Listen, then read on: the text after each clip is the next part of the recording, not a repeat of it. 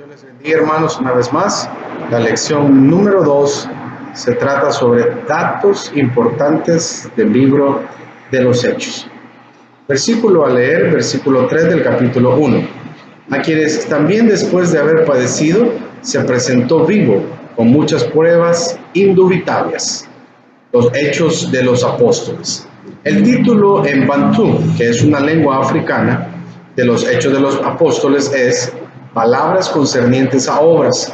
Un estudio breve de este libro da la impresión que se trata de obras que el Señor continuó haciendo mediante el Espíritu Santo, en primer lugar, y mediante sus discípulos también, después en segundo lugar. En tiempos antiguos se llamó a este libro Hechos del Espíritu Santo, Evangelio de la Resurrección, Evangelio del Espíritu Santo, los Hechos del Ascendente y Glorificado Señor, y algunos lo refirieron como el quinto Evangelio. En el Nuevo Testamento, Hechos es el único libro que da a conocer la historia del crecimiento de la iglesia. Hechos dan normas o principios que deben gobernar a la iglesia en toda generación. La Biblia Full Life Study dice: Hechos registra lo que la iglesia debe de ser y hacer en cualquier generación a medida que continúa el ministerio de Jesús en el poder pentecostal del Espíritu Santo. Hechos cuenta la historia de dos apóstoles y su ministerio. Pedro predicó mayormente a los judíos y Pablo a los gentiles. Hechos es la historia de la iglesia original. Registra cómo la palabra de Dios creció. Hechos 6, versículo 7, puede leer al respecto. Hechos nos da una percepción a la dinámica de crecimiento de iglesia y principios. También enseña sobre la evangelización, predicación, vida de iglesia y liderazgo, el Espíritu Santo, los dones del Espíritu, la doctrina de los apóstoles, actividad misionera, fundación de iglesia, oración, el papel de la mujer en la iglesia, persecución, señales, prodigios, milagros y muchos otros aspectos concernientes a la iglesia hoy en día. El Espíritu Santo es mencionado más de 50 veces en este libro de los Hechos. No es una sorpresa que algunos lo llamaron también por eso Hechos del Espíritu Santo. El Espíritu Santo era la fuente de poder que la iglesia primitiva tenía. Esa misma fuente de poder debe ser la nuestra.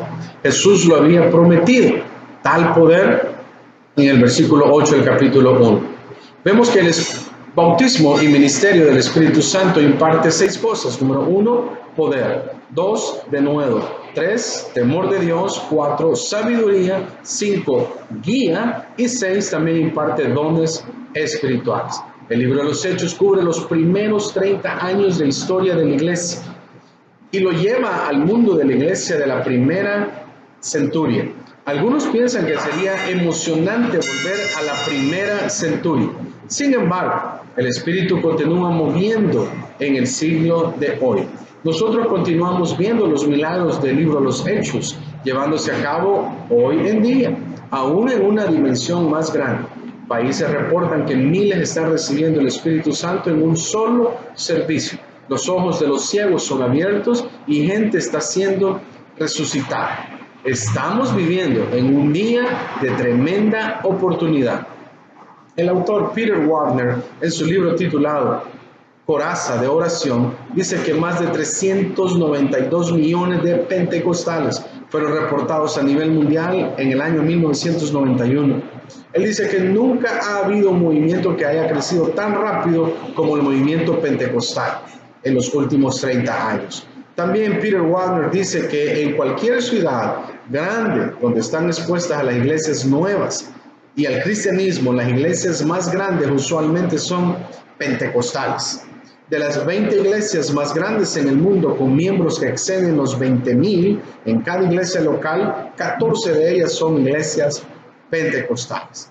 Esto muestra que hay más oportunidad de ganar almas hoy que mucho antes atrás. El mundo está abierto al vibrante, viviente, emocionante movimiento pentecostal que inició en Hechos capítulo 2, versículos del 1 al 4 y en todo dicho capítulo, cuando llegó el Espíritu Santo por primera vez y fueron ellos llenos del poder del Espíritu Santo. Ese Espíritu Santo es el que los motiva, el que los lleva, el que los guía, el que transforma vidas y el que da las fuerzas para seguir avanzando el reino del Señor Jesucristo y nosotros siendo sus colaboradores.